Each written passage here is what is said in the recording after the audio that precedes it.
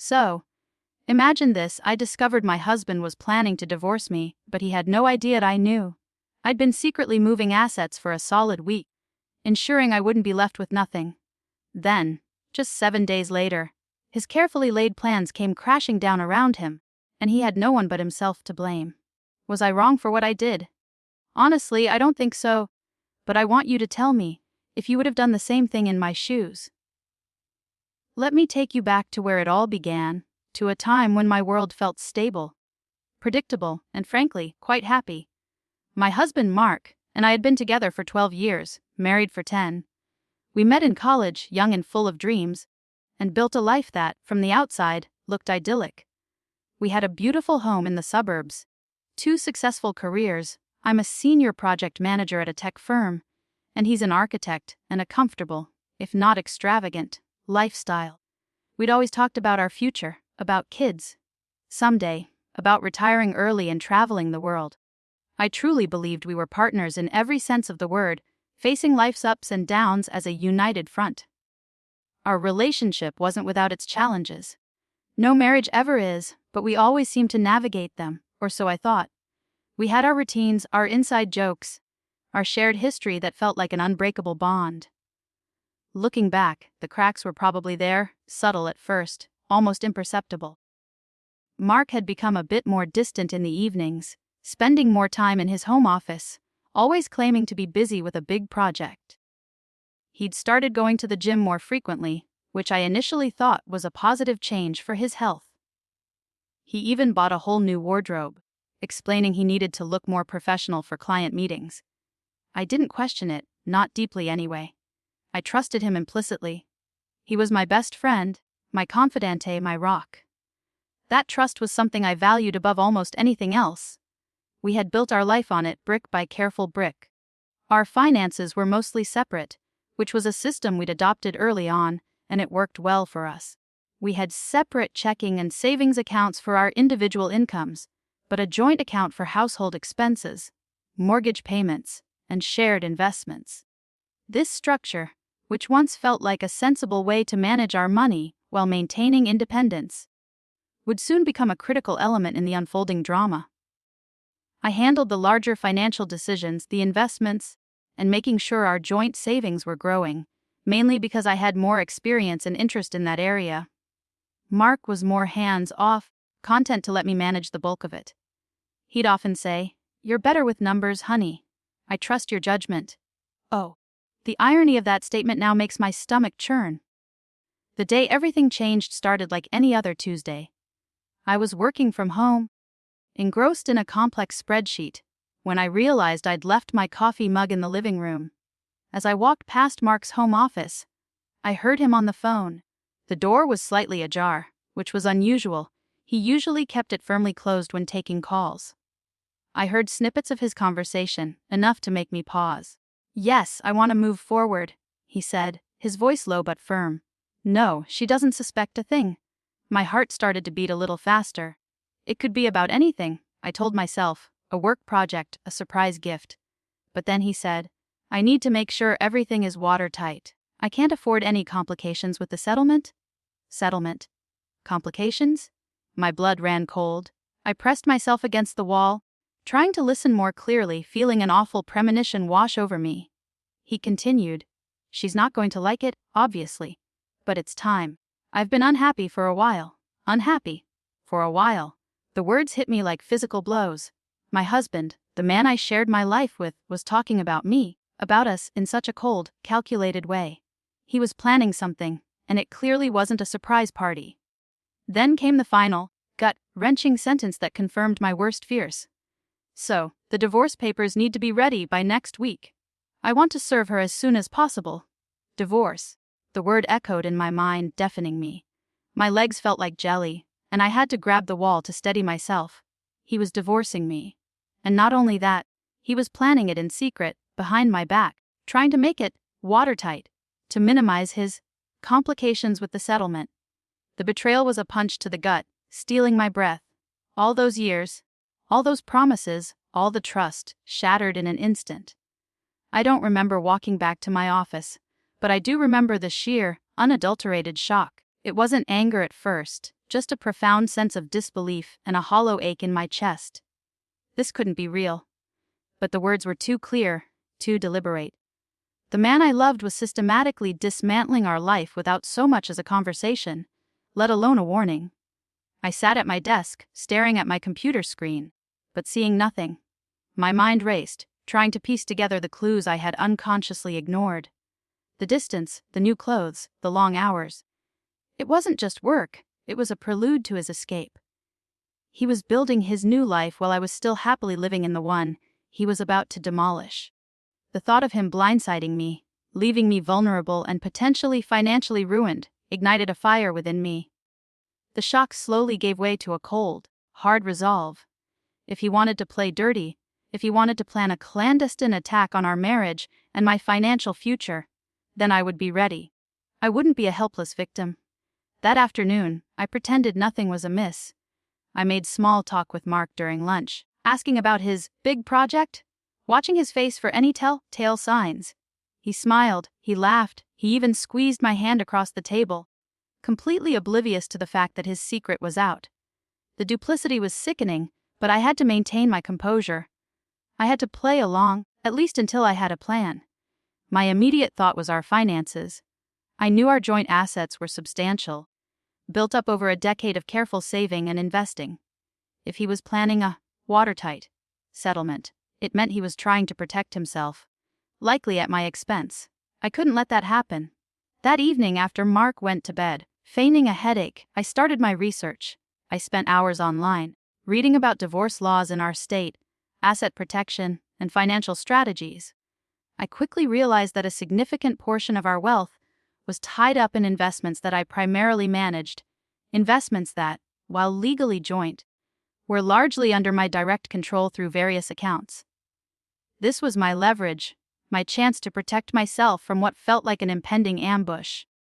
I decided I wouldn't just sit there and wait to be served. I would prepare. I would make sure that when those papers landed, I wouldn't be caught off guard and stripped bare.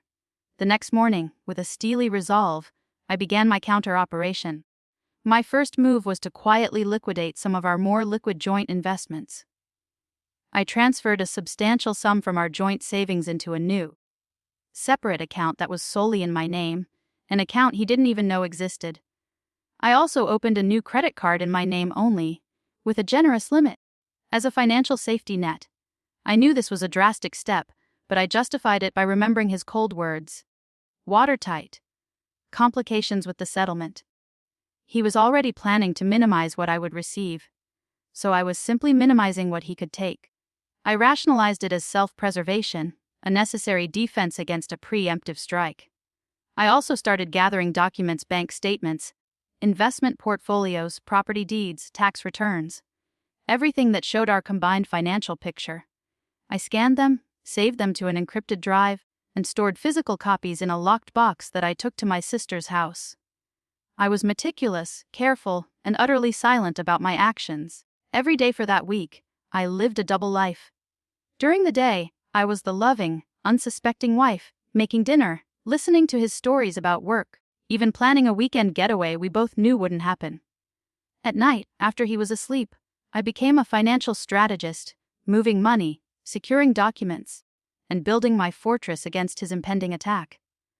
I felt a strange mix of emotions, profound sadness for the loss of my marriage, deep anger at his deception, and a surprising surge of empowerment. I wasn't helpless. I wouldn't be a victim. So that's the situation I was in, and I had to make a choice. Here I was, knowing my husband was about to spring a divorce on me, knowing he was trying to cut me out of as much as possible, and I had this window of opportunity to protect myself. Before I tell you what happened next, I want you to pause and comment below what you would have done in my shoes. Would you have confronted him immediately? Would you have done exactly what I did, or something completely different? I'm genuinely curious to know your thoughts. As the week progressed, the tension in our home became almost unbearable for me. Though Mark remained oblivious, I perfected my poker face, engaging in conversations about our future plans, all the while knowing his real plans involved severing ties. It felt like living in a spy movie, where every casual interaction was a performance. I even made his favorite meal one night, watching him eat it. A knot of conflicting emotions in my stomach. Was he even capable of feeling guilt, or was he truly so detached from our shared history? On the 7th day of Friday, I felt a shift. Mark was particularly cagey, avoiding eye contact, and seemed to be making excuses to leave the house frequently. I knew it was coming. I had moved a significant portion of our liquid assets, enough to ensure I had a comfortable safety net, into my private accounts. I had consulted with a lawyer, confidentially of course, who advised me on my rights and the best way to protect myself given the circumstances. I was prepared. That evening, as we sat down for dinner, Mark cleared his throat, a sound that immediately sent a jolt of adrenaline through me. "We need to talk," he said, avoiding my gaze, picking at his food. My heart pounded, but outwardly, I remained calm. "About what?" I asked, feigning innocence, my voice steady. He took a deep breath.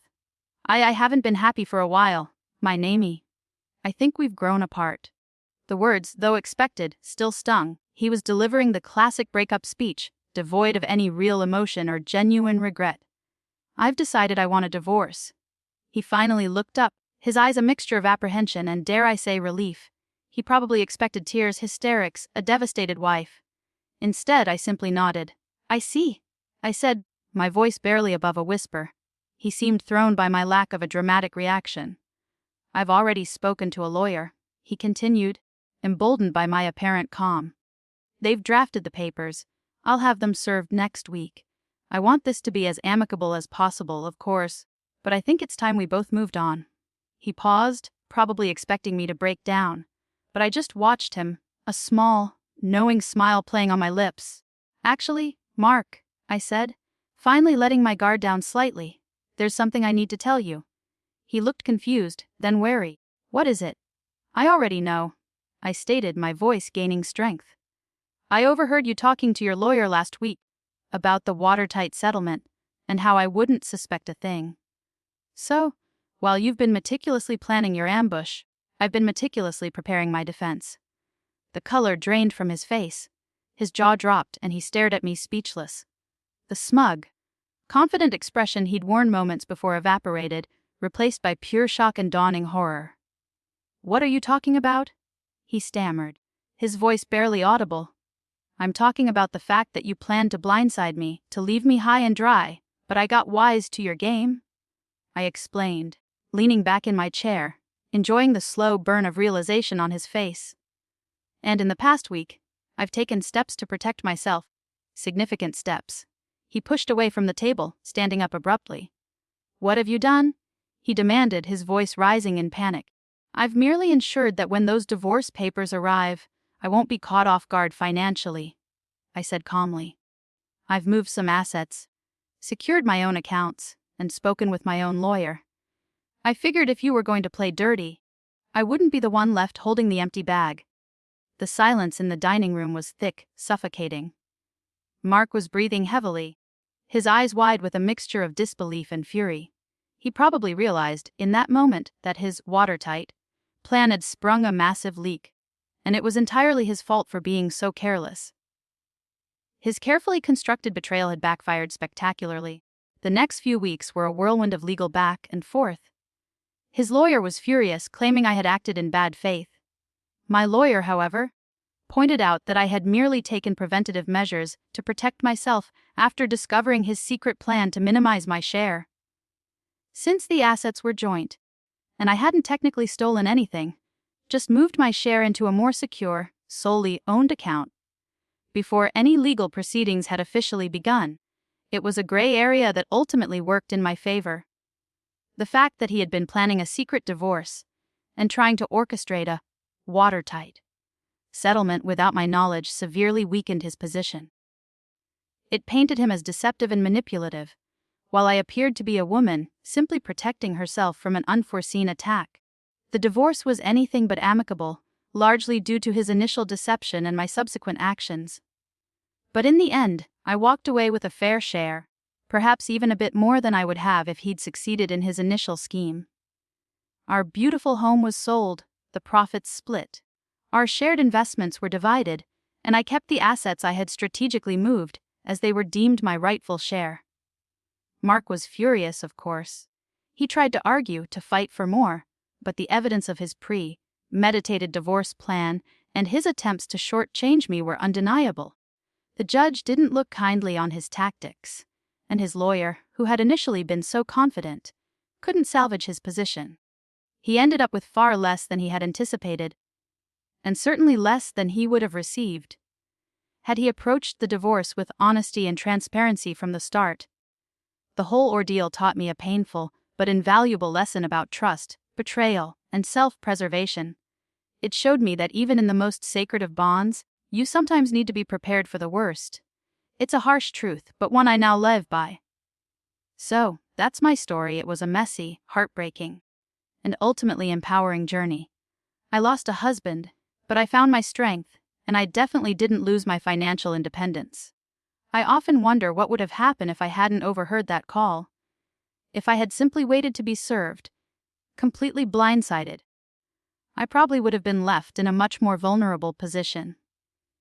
Like this video if you were on my side, if you think I did the right thing to protect myself. Subscribe for more stories like this, where people navigate the complicated and often shocking realities of life.